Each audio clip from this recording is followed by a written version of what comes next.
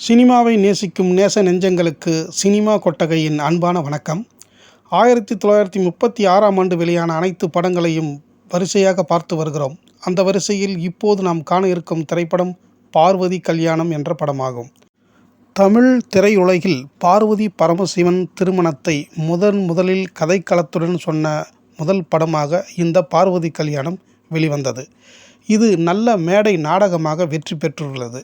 அந்நாளில் இதை படமாக்க வேண்டும் என்று சென்னையைச் சேர்ந்த மாணிக்கம் செட்டியார் தனது நேஷனல் மூவி டோன் என்ற பட நிறுவனத்தின் சார்பாக முடிவெடுத்து வேலைகளை தொடங்கினார். கதை பாடல்களை மகாகவி பாரதியார் அவர்களால் எழுதி புகழ்பெற்ற தொகுப்புகளை எடுத்து படமாக்க முடிவு செய்தார். அப்போது சுதந்திரம் வேண்டி மேடைகளில் பாரதியாரின் பாடல்கள் பக்தி பாடல்களுடன் சேர்த்து பாடப்பட்டது. இப்படத்திற்கு இயக்குநராக பி.ஒய். அல்டேகர் என்பவரை நியமித்தார் மாணிக்கம் செட்டியார். இசை மாதுரி மங்கலம் நடேச ஐயர் என்பவரை ஒப்பந்தம் செய்தார். ஒளிப்பதிவாளராக ஜித்தன் பானர்ஜி என்பவர் பணியமர்த்தப்பட்டார்.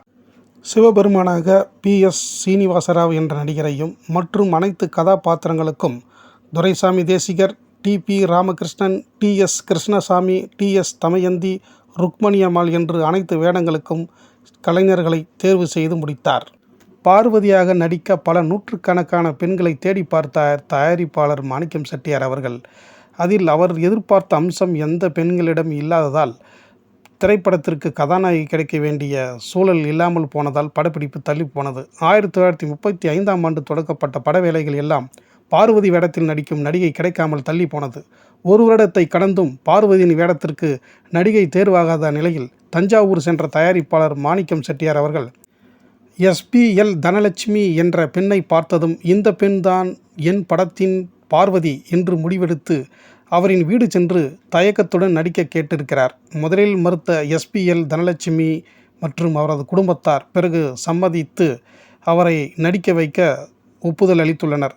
இந்த எஸ்.பி.எல். தனலட்சுமி முறைப்படி வாய்ப்பாடு கற்றவர், வீணை வாசிப்பை கற்றறிந்தவர், கதா கலாட்சேபம் செய்து வந்தவர்.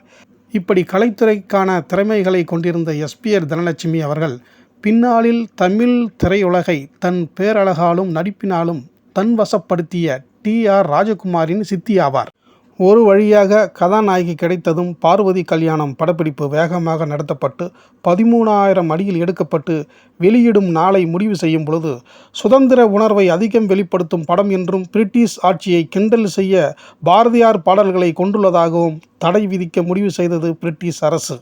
இந்த பிரச்சனையை சமாளிக்க தயாரிப்பாளர் மாணிக்கம் செட்டியார் அவர்கள் புத்திசாலித்தனத்துடன் 3 முட்டாள்களின் சங்கீத கோஷ்டி என்ற நகைச்சுவை துண்டு படத்தினை இணைத்து இதனையும் சுவரொட்டியில் அடித்து ஒட்டி வெளியிட்டதால் படத்தின் தடை நீங்கி இந்த படம் நகைச்சுவை படம் என்று வெளியாகி நன்றாகவே ஓடியது. இந்த படத்தின் மூலம் எஸ்.பி.எல். தனலட்சுமி அவர்கள் நட்சத்திர அந்தஸ்தை பெற்று 1950ஆம் ஆண்டு வரை புகழ்பெற்ற நட்சத்திரமாய் தமிழ் திரையுலகில் வெற்றி வகை சூடினார். இப்படி போராட்டங்களை சந்தித்து வெளிவந்த பார்வதி கல்யாணம் தமிழின் முதல் சிவபெருமான் கல்யாணத்தை கதைக்களமாக கொண்டு எடுக்கப்பட்டு வெளியான முதல் தமிழ் படம் என்ற பெருமையை பெற்று தந்தது. இனி இதே 1936ஆம் ஆண்டு வெளியான பாதுகா பட்டாபிஷேகம் என்ற தமிழ் படத்தினை பற்றி அடுத்த வீடியோவில் பார்ப்போம். நன்றி, வணக்கம்.